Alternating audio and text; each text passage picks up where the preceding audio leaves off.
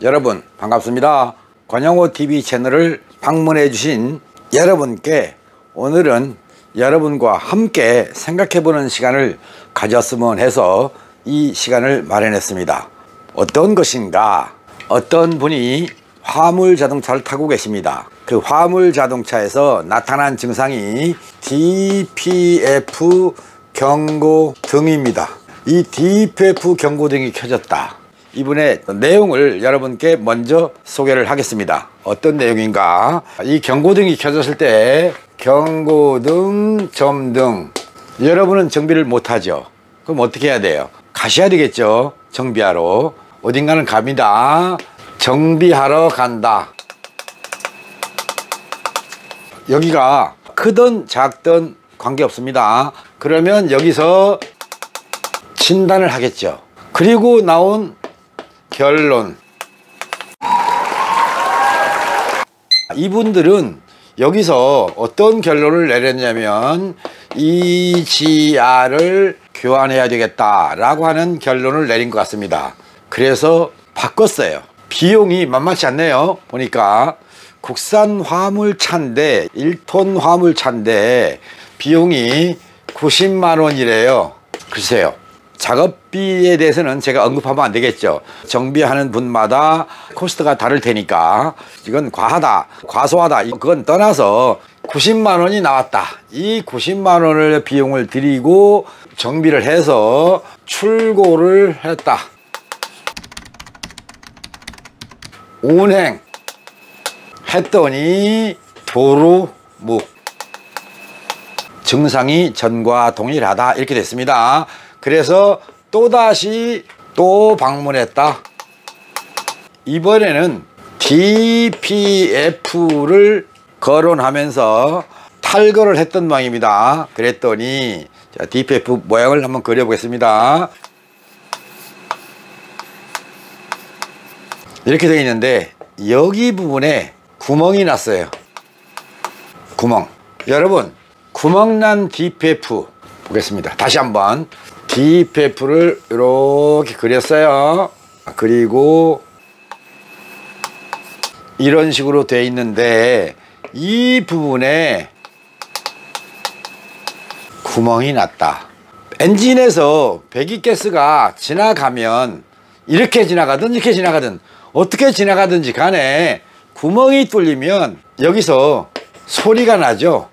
귀가 분명히 트여 있다면 머플러에서 또는 배기장치에서 구멍이 뚫려 있는데 거기서 소리를 못 들을 리 없죠.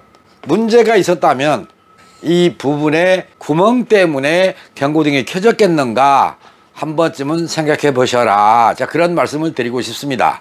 배기가스가 이리 들어와서 나가든지 또는 이렇게 들어와서 나가든지 어떤 방향으로 나가든지 간에 구멍이 있는 곳으로 뚫려 나가서 배기가스가 빠져나갔다. 그래도 여기에 필터에 문제가 있는 것이 사라집니까? 안 사라집니다. 결론은 뭐예요? DPF의 경고등은 다른 원인이 있다는 거예요. 다른 원인. 이 원인을 무시하고 첫 번째 EGR을 교환했고 두 번째는 DPF를 의심하는 거예요. 그러면 정비를 하면 여러분들 생각에 정비 완료 기대를 하십니까? 안 그렇습니까? 이거 안 됩니다. 즉 EGR을 바꾸었던 DPF를 바꾸었던 DPF가 막혔다는 얘기는 이게 아니잖아요. 엔진이잖아요. 엔진에서 연소불량으로 PM 물질이 발생해서 DPF에 쌓인 거예요. 그러니까 자동차는요, 여러분들이 급한 마음에 해주세요 라고 하기 이전에 적절한 답을 먼저 찾아라. 즉 원인을 먼저 찾아라. 전 그 말씀을 항상 드리는 겁니다. 원인을 놔두고 결과만 가지고 치료를 한다. 이거는 정비가 안 되는 겁니다. 제가 자주 거론하는 내용이 있습니다. 사람이 설사를 해요. 설사하는 게 항문 쪽에 문제가 있어서 그렇습니까? 이게 답입니까? 소화불량이잖아요. 사람이 음식을 섭취하고 소화를 시켜서 어디로 가요? 대변이잖아요. 대변, 항문으로 가는 거예요. 그럼 여기서 안 그렇습니까? 그래 보죠. 요렇게 여기서 똥이 이렇게 굵직한 똥이 나오는 게 아니라 어떻게 나왔어요? 이게 뿌지직 뭐 이런 거 있잖아요. 왜 빗줄기 쏟아지듯이 쏜살같이 나오는 거예요. 이게 설사예요. 설사 나오는데 항문에다가 필터를 박아놨어요. 그게 DPF예요. 한마디로 해서 소화불량이 생겨도 항문에서 DPF가 걸러서 된똥 나가라. 아니잖아요. 이거는 아닌 거예요. 절대로. 제가 아무리 봐도 여러분들의 마음을 알 수가 없어요. 사람은 근본 치료를 하려고 하면서 자동차는 결과 치료, 눈에 보이는 거, 아, 쟤야, 이렇게 생각하는 거예요. 왜 그렇습니까? 사람과 자동차가 똑같다니까요. 사람이 먹고 소화시키고 배설하지 않습니까? 자동차가 공기를 빨아들이고 연료 분사를 해서 폭발이라고 하는 소화를 시켜서 배기구로 배기가스를 내보내는 거예요. 이게 사람으로 말하면 대변 놓는 거란 말이죠. 대변 놓는 사람이나 자동차는 뭐가 다릅니까? 먹고 소화 싼다 그잖아요. 흡입, 압축, 폭발, 배기, 하나의 과정이 더 있다는 것 뿐이에요. 어제 제가 답변을 드렸던 내용입니다. 요추, 염좌, 그리고 요추 협착증 두 가지예요. 어떤 분이 물었어요. 요추 염좌와 요추 협착증이 같은 겁니까? 다른 겁니까? 그래서 제가 답변을 드렸어요. 여기가 요추입니다. 그리고 이쪽에 골반이 있고 이렇게 다리가 있을 거예요. 이쪽에 팔뚝. 자, 여기에 대추혈이 있고 커다란 뼈들이 나와죠. 그리고 여기가 요추란 말이에요. 허리라고 그러죠. 이쪽에 기립근이 있어요. 기립근이 편차가 생기면, 즉 이쪽이 굵어지고 단단해지고 이쪽이 물렁물렁하면 단단해진 쪽에서 당기는 겁니다. 그러면 이쪽에서 뼈들이 약간 이동을 해요. 그러면서 이쪽을 타고 왼쪽 다리로 통증이 내려간다, 이러거든요. 그 어떤 의사는 이걸 보고 염좌라고 한다. 그런데 뼈와 뼈 사이에 있는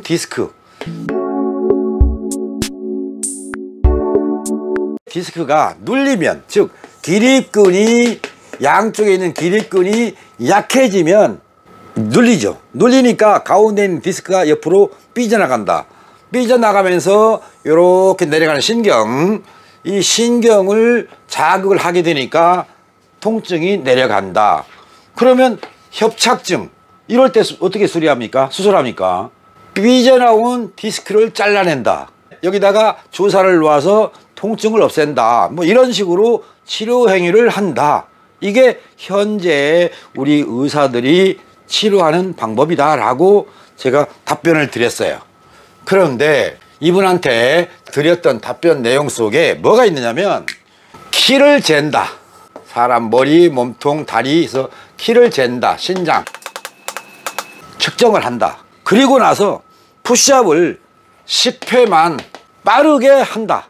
그리고 또다시 신장을 재면 2cm는 커진다. 그게 바로 기립근을 순간적으로 강화시켜서 측정하는 기립근 강화 훈련이다. 그러면서 어떤 식으로 하면 당신은 그런 걸 치료될 수 있다라고 답변을 드렸는데, 그분은 이거 어떻게 받아들였을지 모르겠어요. 직접 전화 온 내용이 아니기 때문에 마찬가지로 보겠습니다. DPF의 경고등이 점등됐다. 그러면 PM 물질이 나왔다. PM 물질이 뭐냐? 이거는 간단하지 않습니까? 불완전 연소. 불완전 연소의 원인은 엔진에서 1번 공기를 흡입한다, 2번 압축한다, 3번 연료 분사, 4 배기. 이 배기 속에 포함된 PM이 어디로 갔어요? DPF로 간 거잖아요. 얘가 DPF로 간 거예요. DPF가 막히니까 DPF에 있는, 보시겠습니다. 요렇게 단면으로 그렸습니다. 엔진에서 DPF로 지나갑니다. 이 속에 필터가 있어요.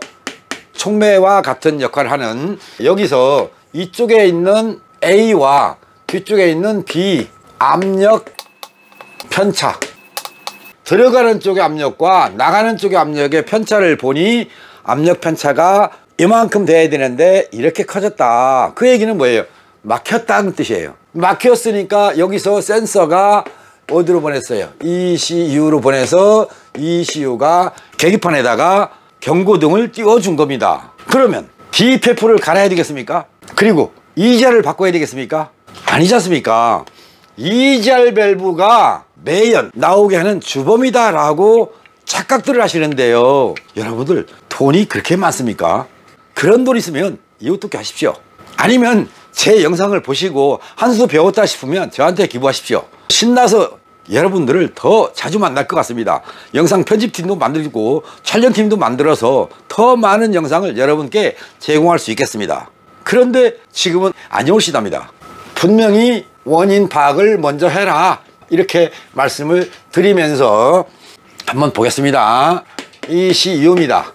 이쪽으로 엑셀 포지션이 들어갑니다. AFS도 들어갑니다. 냉각수온도 들어갑니다. 그러면 여기서 인젝션을 한다, 연료분사를 한다. 연료분사와 동시에 폭발인 거예요.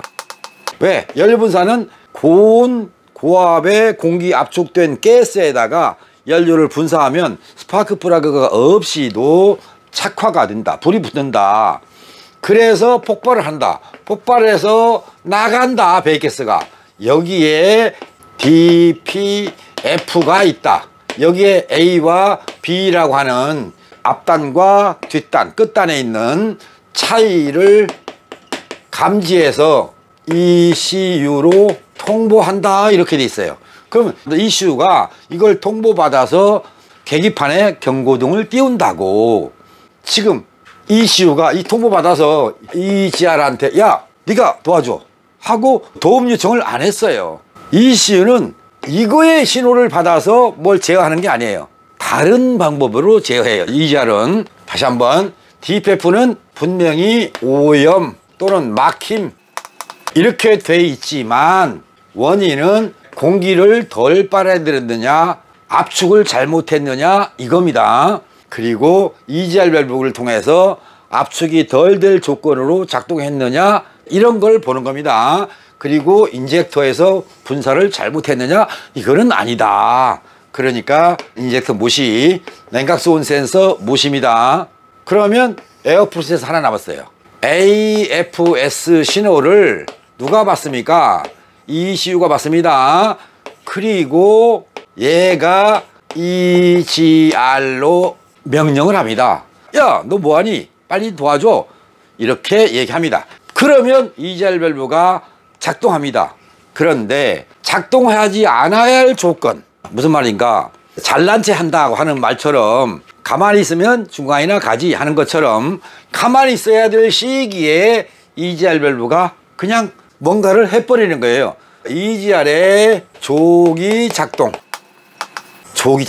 나서지 않을 땐 미리 나선다. 이것 때문에 공기 밀도가 낮은 배기가스가 엔진 흡입구 쪽으로 다시 들어오는 겁니다.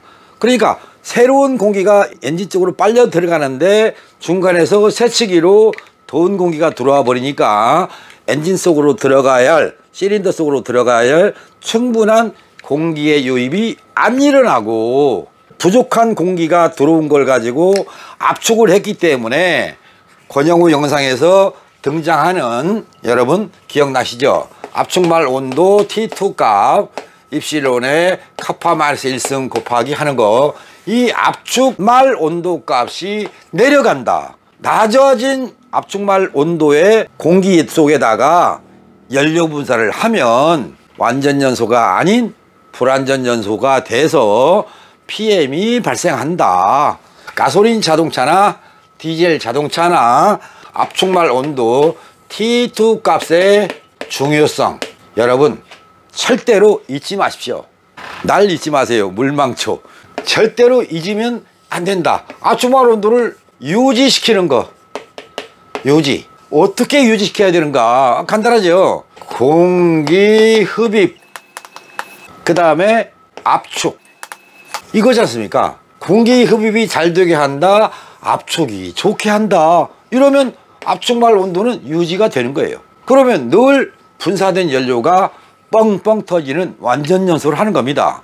PM이 왜 나옵니까? 여러분들이 자동차를 관리하면서 냉각수 1년도 타고 2년도 타고, 심지어 저를 찾아오시는 분들을 보면 5년에서 10년 됐는데 한 번도 냉각수를 교환하지 않았다. 근데 어떻게 해서 갑자기 저한테 찾아올 생각을 했느냐? 영상을 보니 이제 알았다. 아니, 여러분들 주변에 정비하는 곳이 얼마나 많은데 거기서 물어보고 거기서 말해 줬을 건데 왜 지금까지 참았느냐라고 하는 거예요. 한 번도 못 들었습니다. 못 들은 게 아니고 혹시 차 맡겨놓고 딴 데 가서 일 본 거 아니냐, 저는 이제 이렇게 생각을 하는 편입니다. 자동차는 정비사가 관리합니다. 내 몸은 의사가 관리하지 않습니까? 내가 찾아가야 의사가 나를 봐주는 거예요. 내 자동차를 내가 정비하지 않으면 정비사를 찾아가는 겁니다. 찾아가지 않으면 정비사는 자동차를 잘 운행하는지 안 하는지, 또 자동차를 가지고 그냥 다른 지역으로 이사를 가셨는지 소식이 없으면, 눈에 안 보이면 무덤덤하게 살아갑니다. 간혹 지나가다가라도 김 사장, 박 사장 잘 있었어? 하고 커피 한잔 먹으러 가보세요. 그러면 아 맞아, 오랜만에 오셨는데 저 오일 갈 때 됐어요, 냉각수 바꿀 때 됐어요, 분명히 얘기해 줄 겁니다. 그렇게 해서 관리하는 겁니다. 냉각수 관리. 두 번째, 오일 점도 무척 중요합니다.